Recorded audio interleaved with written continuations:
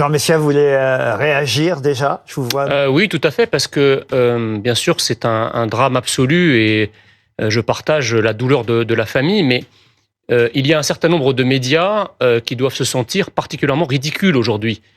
Quand on nous a expliqué depuis 24 heures qu'il s'agissait d'une rixe, d'une bagarre, l'AFP va même jusqu'à parler de quelques troubles faits.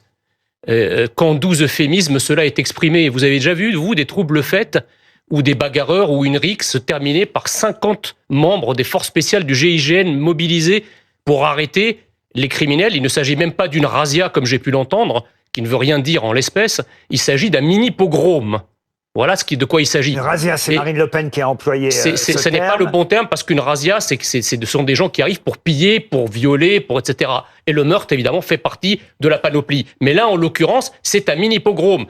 Vous pouvez pas employer ce mot-là. Si, vous pouvez pas employer ce mot. Je suis désolé. En fait, vous desservez la cause. Attendez, parce que pogrom, non mais c'est un mini-pogrom. Dans l'histoire, un pogrom, ce sont des attaques de mais c'est exactement ça. Là, non, pas du tout. Les pogroms sont motivés par l'antisémitisme. Pas du tout. Attendez, mais vous rigolez ou quoi? Qu'est-ce que vous faites des Arméniens? Ils n'ont pas subi des pogroms de la part des Turcs? Ça s'appelle un génocide. Voilà. Non, avant le génocide. Non. C'est une définition très précise. Quand vous avez desservez votre cause, quand vous employez à dessein un mot qui ne convient pas à la situation. Arrêtez de me hurler dans l'oreille, vous déréglez mon second. Excusez-moi, j'ai une voix forte. Ce que je veux dire, c'est que quand une dizaine d'individus, ou même plus, arrivent avec pour seul objectif de planter à tir-larigot des gens dont la plupart ils ne connaissent pas, ça s'appelle un mini-pogrom. Alors pourquoi on refuse ce mot? Parce qu'effectivement, ces gens, et c'est le réel, ça va vous faire hurler, mais ces gens sont issus de certaines immigrations pour qui le coup de couteau est la manière de régler un certain nombre de choses. Mais pardon, monsieur, qu'est-ce que vous en savez? L'enquête est en cours. C'est la question. Vous en savez? Parce que je voudrais d'abord, excusez-moi, Julie, répondre à votre accusation de certains médias. Et c'est vrai, vous avez raison. Ici même, hier soir, on l'a dit, et on avait monsieur Jacobelli qui était sur ce plateau. On a dit qu'effectivement, c'était peut-être un euphémisme d'employer le mot rixe pour quelque chose dont on n'avait pas encore exactement la teneur. Et c'est vrai qu'aussi qu'il faut être prudent dans ces cas-là, tant qu'on n'a pas plus d'éléments. En tout cas, à BFM TV, jamais on a tenté de minimiser quoi que ce soit, croyez-moi. Mais Laurent Ruquier, vous n'étiez pas visé. Mais je vous le dis. Sinon, je vous l'aurais dit. Par contre, j'ai un élément de réponse à la question de madame qui me dit « Qu'est-ce que vous en savez ?» Écoutez, vos confrères du Dauphiné libéré ont, comment dirais-je, rapporté les mots prononcés par les agresseurs. On est là pour planter des blancs. Donc, est-ce que vous pensez que si ça avait été des Blancs, ils seraient là pour planter des Blancs? Je vous lis en tout cas... C'est un drame de Français qui ont attaqué d'autres Français. Aujourd'hui, je suis pas d'accord avec ça. Alors, pourquoi? Je suis pas d'accord avec ça parce que vous savez très bien qu'à la fois une folle politique d'immigration depuis une quarantaine d'années, doublée d'une encore plus folle politique de naturalisation, a créé des générations spontanées de Français qui ne sont pas Français d'identité. Donc, bien sûr que tout le monde est Français. Mais en tout cas, les véritables Français ne se comportent pas comme ça. Sauf qu'on parle de gamins qui sont, vous pourrez les appeler comme vous voulez, des racailles, des délinquants, employez les mots que vous voulez, hélas, des gamins sûrement, dont les parents et les grands-parents sont peut-être en France déjà depuis des années, vous le savez bien. Le problème, pardon, on fait le même constat, vous voyez, on fait le même constat, mais le problème c'est, qu'est-ce que vous en faites? Comment vous faites? On peut pas toute la journée déshumaniser le peuple français, le peuple de souche, en mettant sous le tapis tout ce qu'il agresse, tout le racisme dont il est victime tous les jours, et venir nous monter en épingle des histoires pour en faire des histoires systémiques. Il n'y avait aucun problème à récupérer Adama Traoré et le comité Traoré. Là, les communistes, la France insoumise était là pour toutes les récupérations, il n'y avait pas de problème. Par contre, quand il s'agit de Français qui meurent, alors là, tout le système nous saute à la gorge en nous disant « faut surtout parler de faits divers ». Ben non, là, il s'agit d'une marque d'une violence systémique antinationale que les Français subissent. 120 coups de couteau par jour, Laurent Ruquier. 120 coups de couteau par jour. On ne parle que de Français qui sont certes différents les uns des autres, mais qui, hélas, il faut le rappeler, sont tous Français, y compris Naël. Y compris Naël était, pardon de vous le rappeler, français. On laisse quand même parler Monsieur Desfontaines. Non, mais je suis profondément choqué par les propos de Monsieur Messia. Encore une fois, vous avez l'air de vous réjouir de ce qui est en train de se passer. Vous êtes en train d'instrumentaliser une histoire qui est insupportable. Monsieur Messia. Ouais. Un peu de décence. Oui, on a des jeunes qui sont morts, qui ont été assassinés froidement. Et vous êtes en train d'instrumentaliser sur les réseaux sociaux à longueur de temps. Je regarde les tweets de vos amis de Reconquête, de vos amis de Rassemblement National. Toutes les heures, ils ont un tweet là-dessus pour instrumentaliser cette histoire. C'est profondément insupportable. Vous dites la même chose à la France insoumise sur la votre haine qui est en train de se propager sur les réseaux sociaux a des conséquences très concrètes dans notre société. Vous êtes en train de monter les Françaises et les Français entre eux. Monsieur Messia, vous n'êtes pas responsable de ça, mais ce qu'on essaye juste de dire sur ce plateau, ce serait bien que les partis politiques, quels qu'ils soient, essaient d'apaiser les choses plutôt que de monter certains Français contre d'autres. Voilà ce qu'on essaie. Mais vous êtes d'extrême gauche. Je constate que vous êtes d'extrême droite. Et je constate que vous êtes d'extrême gauche. Moi, je suis de gauche. Voilà. Et donc, ce que dit Monsieur Messia, mais c'est ce que dit aussi Marine Le Pen, c'est ce que dit Marion Maréchal, c'est que il pointe immédiatement il y avait même pas le verbatim du Dauphiné libéré. Hein. Ils étaient déjà en train de pointer une population particulière, c'est-à-dire les émigrés, c'est-à-dire les musulmans. Ça, c'est Marion Maréchal. Elle a fait une vidéo face caméra où elle explique que c'est des musulmans qu'auraient tué Thomas. Alors là, je sais même pas d'où ils sortent ça. C'est-à-dire que, en fait, ils utilisent ce qui s'est passé de dramatique samedi soir pour dérouler exactement le même argumentaire qu'ils ont depuis. Vous poser une question. Mélenchon fait la même chose. Même si ce qui s'est passé pose question. Mais ça pose question. On a le droit, aussi de s'interroger sur la violence du moment. Mais pointer du doigt les jeunes de cité, pointer du doigt les musulmans, pointer du doigt, comme le fait Monsieur Messia, les immigrés, c'est juste à gerber. Alors, Laurent Valdiguier d'abord. Un fait divers, c'est de l'émotion et du mystère. C'est pour ça qu'on partage en même temps la même émotion. Là, c'est la mort de ce Thomas, dont on a vu le visage immédiatement sur les réseaux sociaux. Ça nous a bouleversés tous en même temps. Et le mystère, parce qu'on ne sait pas ce qui s'est passé. Et aujourd'hui encore, on ne sait pas ce qui s'est passé. Le paradoxe... On ne peut pas le savoir, c'est ça le problème. La dignité, c'est de l'ordre de la société. Exactement. Mais on saura. Alors, le paradoxe de ce que vous faites, c'est que, au nom de la justice, vous faites exactement l'inverse de ce que fait la justice. La justice, c'est du calme, de la confrontation, du temps, des avis partagés, et puis surtout, par-dessus tout, aller dans un procès d'assises, vous verrez, c'est le milieu de tout, au milieu de tout un procès d'assises, c'est le doute. On vous laisse parler, Jean Messia. Humblement, je veux juste vous poser des questions ce soir.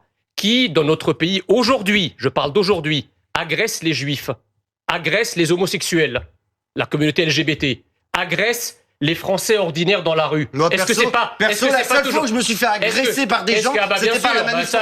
Vous êtes une perle rare.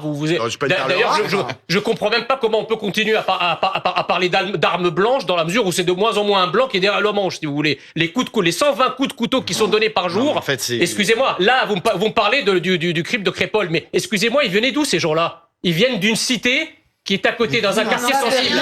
Mais si, ils le disent. Mais ça, c'est une information. C'est des mensonges au kilomètre. C'est une information qui est disponible. Ils viennent d'un quartier sensible. Si vous mobilisez 50 agents du taisez-vous à tout jamais. Mais vous taisez-vous s'ils mobilisent 50 policiers, 50 gendarmes du GIGN, c'est pas pour aller dans la zone pavillonnaire du coin. Enfin, ouvrez les yeux, bon sang. Oublions, ce qui me dérange dans votre discours, et je suis absolument d'accord avec vous sur la gravité des faits, sur le drame, sur le fait qu'on soit tous ému évidemment par le fait qu'un gamin de 16 ans, et je l'ai dit encore parce que c'est important aussi à ceux qui sont gravement, qu'est-ce que vous racontez, à ceux qui sont gravement blessés, qui vont peut-être avoir aussi des conséquences physiques sur ce qui s'est passé dans la nuit de samedi à dimanche dernier. Croyez-moi, personne ne prend ça à la légère et on veut tout savoir. Simplement, il y a un temps de l'enquête, il y a un temps de réaction.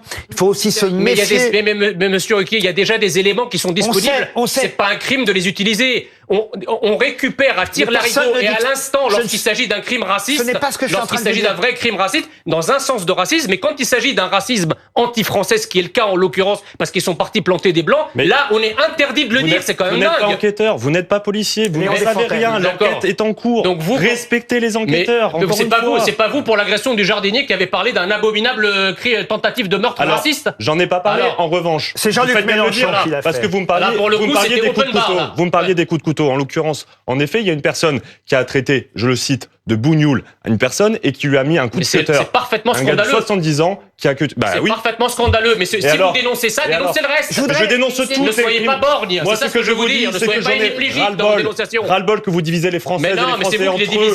C'est insupportable. Allez, il faut pouvoir dénoncer. Il y a un deux poids deux mesures qui est insupportable. Je voudrais citer. Il faut dénoncer juste les actes de violence qui sont passés. Faites l'autruche. Allez, je voudrais citer. Vous allez me dire si vous êtes d'accord, parce qu'il ne fait pas partie effectivement du même camp que vous, François Ruffin. Juste, évidemment, mais sauf que ça reste à la superficie épidermique de ce qui se passe. Vous savez très bien, et autant je le condamne fermement, ce qui est arrivé à Mourad, ce n'est rien par rapport à la quantité de crimes et de délits.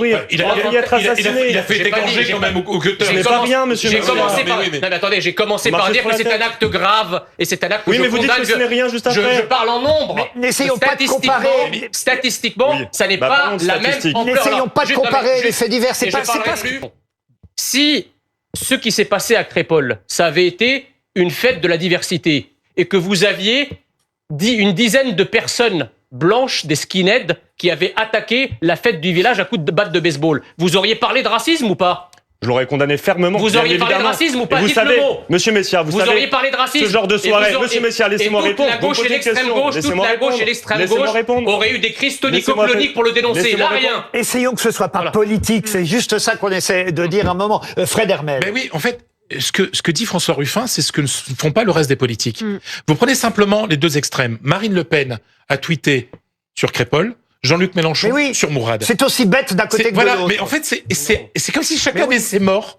Et c'est insupportable, en fait. C'est insupportable. Parce que vous cherchez à monter. Mais moi, je cherche pas à monter. Vous cherchez à monter ce qui relève d'un fait divers tragique et dramatique et condamnable. Raciste, à en faire un phénomène systémique. Et de l'autre côté, vous avez un phénomène systémique que vous voulez transformer en fait divers. Donc les Français ne sont plus dupes. Je suis désolé. Oui, le racisme anti-français systémique. Non, mais excusez-moi, ce qui s'est passé dans ce village, ça n'arrive jamais. Dites pas que c'est systémique, c'est tellement grave, ça n'arrive jamais.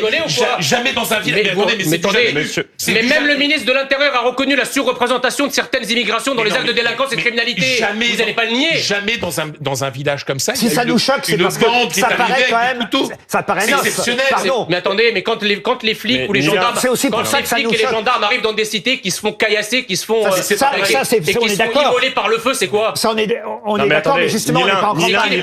Là, on parle de la campagne. C'est des Scandinaves, c'est pareil, c'est toujours le même profil. Ni l'un ni l'autre ne sont des faits divers. Ni l'un ni l'autre ne sont des faits divers. Ce sont des faits de société. Il faut pouvoir en chercher. Ni l'un ni l'autre. Les faits de racistes, comme les violences qu'il y a eu, comme l'acte ignoble qu'il y a eu dans la Drôme, ce ne sont pas des faits divers. Ce sont des faits de société. Il faut aller chercher à l'origine du problème. C'est quand la dernière fois que vous avez dénoncé un crime raciste? Je l'ai dénoncé systématiquement. Non, mais c'est quand la dernière fois que vous avez dénoncé un crime commis par un Français sur un étranger pour des motifs racistes? On en parle tous les jours? Non. Mais par contre, les crimes de certaines immigrations contre les Français, on en parle tous les jours. La semaine dernière, la mosquée de Pessac a été taguée par un militant probablement d'extrême droite. Cette même mosquée. Qu'est-ce que vous en savez? Vous êtes enquêteur? Qui l'un de vos collègues. Vous avez l'enquête? Non. Laissez-moi finir, monsieur Messia. L'un de vos anciens collègues du Rassemblement national avait tiré au fusil sur cette mosquée il y a quelques années. Là, je peux vous envoyer un aujourd'hui, je dénonce les crimes avec force et les délits de certaines immigrations. Je peux vous envoyer des bottins pour ça. Allez, on veut revenir à ce qui se passe à Laurent Valdigue. On ne sait pas du tout pourquoi ils sont arrivés là. Lola, Patrick le fleuriste de Vieux-le-Condé qui a été assassiné, pareil par deux racailles des mêmes origines. Le docteur Alban Gervais devant l'école de Marseille, vous voulez que je vous en sorte des exemples? Non. Tous les jours, il y a des exemples comme ça. Vous pratiquez une cécité militante parce que ça vous dérange, parce que c'est un réel qui vous explose à la figure, alors que votre mouvement a mis 40 ans à le nier. Vous êtes insultant comme ça. On essaie de comprendre ce qui se passe dans la société. J'essaie de comprendre.